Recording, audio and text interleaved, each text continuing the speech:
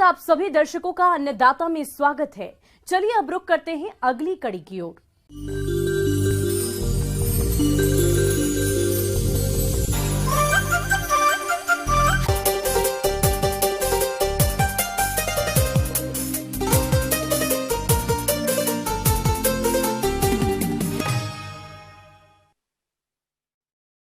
अरहर की खेती करके प्रदेश के किसान भाई अच्छा लाभ कमाते हैं, लेकिन कभी कभी कीट और रोगों के प्रकोप से फसल खराब हो जाती है, जिससे अरहर के उत्पादन में कमी होने लगती है और किसानों को आर्थिक नुकसान होता है।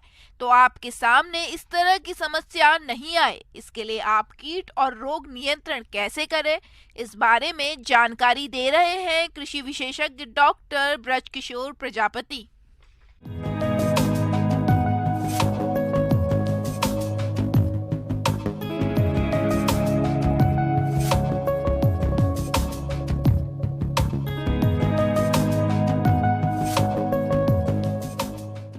और आज जो है हम अरहर की फसल में कीट बीमारियों पर समसामयिक चर्चा करना चाहेंगे, क्योंकि वर्तमान में जो है कई दिनों से हमारे ज़िले में जो है बदरी लगी हुई थी, बादल छाया हुआ था, जिसके कारण जो है कीट लगने की संभावना जो है मुख्यतः देखने को मिलेगी।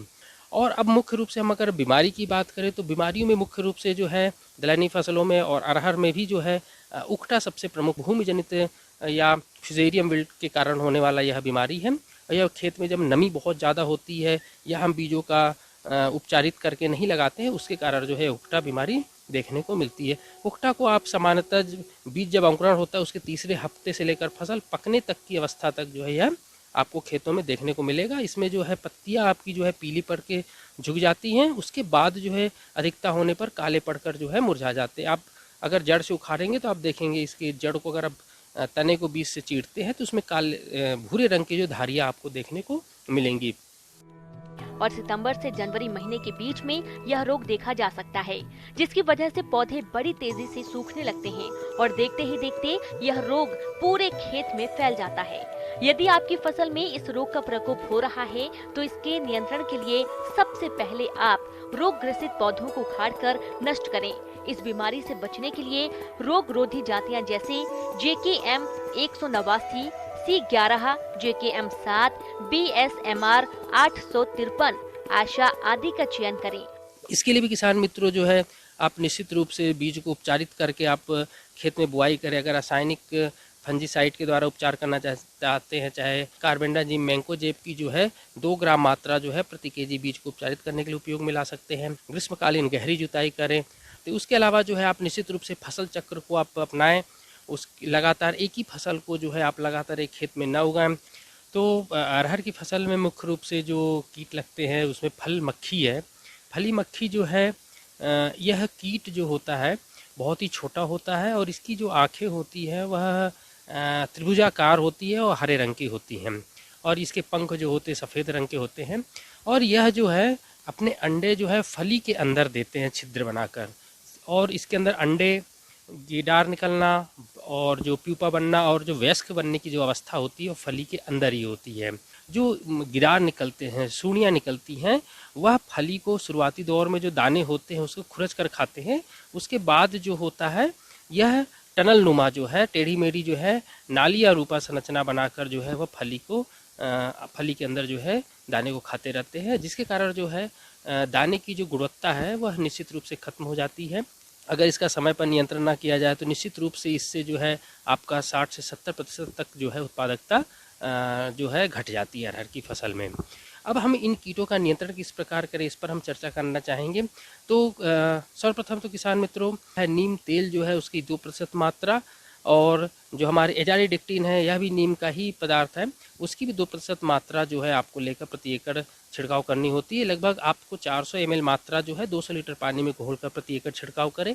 प्रोपेनोफॉस 50 EC की मात्रा जो है उसे जो है 400 ml मात्रा को जो है 200 लीटर पानी में घोलकर आप छिड़काव कर सकते हैं। इसके अलावा अरहर की फसल में जैसिड और सफेद मक्खी नामक रस चूसक कीटों का भी प्रकोप होता है। यह कीट फसल की पत्तियों और कोमल टहनियों और फूलों से रस चूसकर नुकसान तो पहुंचाते हैं ही, साथ ही साथ यह कीट विषाणु जनित रोगों को भी फैलाने का काम करते हैं। इसलिए आप इनके नियंत्रण के लिए इमिडाक्लोप्रिड दवा की 1 मिलीलीटर मात्रा को 3 लीटर पानी के हिसाब से घोल बनाकर छिड़काव करें। अब इसके बाद जो है फली भेदक कीट जो होता है हेलिकोबर्पा, यह जो है दलहनी फसल में मुख्यतः सबसे प्रमुख कीटों में से एक होता है। और यह जो है इसकी जो मादा होते हैं, अंडे जो हैं वह पत्तियों के कोमल भाग जो होते हैं या पुष्प होते हैं, फली होते हैं, उस पर जो है अंडे देने का कार्य करते हैं। और उससे जो सूढ़ियाँ निकलेंगी, गिडार निकलते हैं, यह शुरुआती दौर में तो पत्तियों को जो खुरच कर खाते हैं। उसके बाद जो है जैसे ही वयस्क अवस्था में थोड़ा सा सूढ़ियाँ जो पुरानी होते हैं, वह जो है पुष्प को जो है खुरच कर खाना शुरू करते हैं, जिससे पुष्प जो होता है वह झड़ जाता है। और उसके बाद जो है फली बनने की अवस्था में जो होते हैं, या फली में जो है छिद्रनुमा संरचना बनाकर जो है इल्लियाँ जो है दाने को अंदर खुरच कर खाते हैं। तो आप देखेंगे मुख्यतः जो है जो इल्लियों का आधा शरीर जो होता है, पीछे का भाग जो होता है वह फली के बाहर की ओर लटका हुआ होता है, और उसका मुख्य भाग जो होता है वो फली के अंदर होता है। तो यह मुख्य रूप से सबसे प्रमुख कीटों में से एक है। अब हम इन कीटों का नियंत्रण किस प्रकार करें, इस पर हम चर्चा करना चाहेंगे। तो सर्वप्रथम तो किसान मित्रों, आप लोग जो है ग्रीष्मकालीन गहरी जुताई निश्चित रूप से करें, जिससे जो कीट के जो अंडे होते हैं या प्यूपा होता है वह गर्मी के दिनों में वह नष्ट हो जाता है। और इसके अलावा जो है एनपीवी की 250 इक्विवेलेंट लार्वा जो है, उसकी जो 1 ml मात्रा 1 लीटर पानी में, उसमें 1% टिनोपोल और उसे 0.5% गुड़ और 0.1% का साबुन का घोल मिलाकर जो है शाम के समय आप इसका छिड़काव करें। अगर रासायनिक विधि के द्वारा जो है कीटनाशकों का आप छिड़काव करना चाहते हैं, तो रासायनिक कीटनाशकों में मुख्य रूप से जैसे इंडॉक्स कार्ब की 350 ml मात्रा जो है वो 500 लीटर पानी में घोलकर प्रति 2.5 एकड़ पर आप छिड़काव कर सकते हैं। तो किसान मित्रों, मेरे द्वारा बताई गई निम्न जानकारियों को आप अपनाकर निश्चित रूप से अरहर की फसल में जो है आप अधिक से अधिक उत्पादकता प्राप्त कर सकते हैं। आगे और भी है खेती बाड़ी